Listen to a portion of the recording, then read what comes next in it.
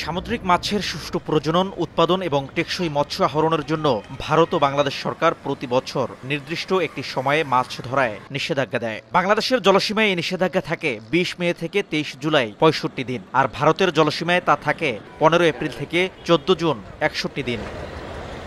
তবে জেলেদের দীর্ঘদিনের অভিযোগ, বাংলাদেশের নিষেধাজ্ঞার সুযোগে প্রায় ৩৯ দিন ভারতীয় জেলেরা দেদারছে বাংলাদেশের জলসীমায় প্রবেশ করে মাছ ধরে নিয়ে যায়। এতে দেশের লাখ লাখ জেলে ক্ষতিগ্রস্ত হয়। সেই সঙ্গে সরকার যে উদ্দেশ্যে এই নিষেধাজ্ঞা আরোপ করত তাও ব্যাহত হতো। তাই জেলে ও মৎস্য ব্যবসায়ীরা দীর্ঘদিন ধরে ভারতের সঙ্গে সামঞ্জস্য রেখে মাছ ধরায় নিষেধাজ্ঞা পুনর্বিন্যাস ও সময়সীমা কমিয়ে আনার দাবি করে আসছিলেন। তাদের এ দাবিকে আমলে নিয়ে সম্প্রতি বঙ্গোপসাগরে বাংলাদেশের জলসীমায় ৬৫ দিনের মাছ ধরায় নিষেধাজ্ঞার সময়সীমা পুনর্বিন্যাস করেছে সরকার।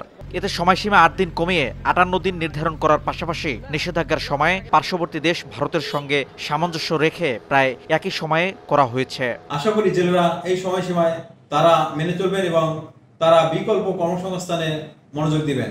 সরকারের এমন সিদ্ধান্তে স্বস্তি প্রকাশ করেছেন জেলে ও মৎস্য ব্যবসায়ীরা। কিছুদিন আগে যদি নামতে পারি ২-৪টা মাছ ধরে আমরা খাইতে পারবো, আমাদের ফ্যামিলি চালাইতে পারবে। আগে দিছে ৬৫ দিন, এখন দিছে ৫৮ দিন।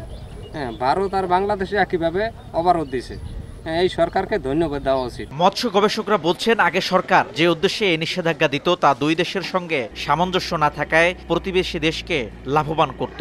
তাই এবার নিষেধাজ্ঞা পুনর্বিন্যাস করার বিষয়টি অন্তর্বর্তীকালীন সরকারের যুগান্তকারী পদক্ষেপ।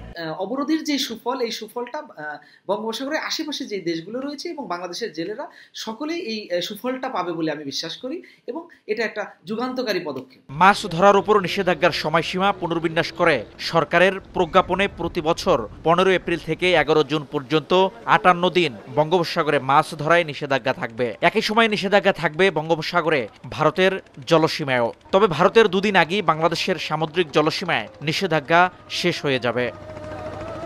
শিকদার জাবির হোসেন, সময় সংবাদ, পটুয়াখালী।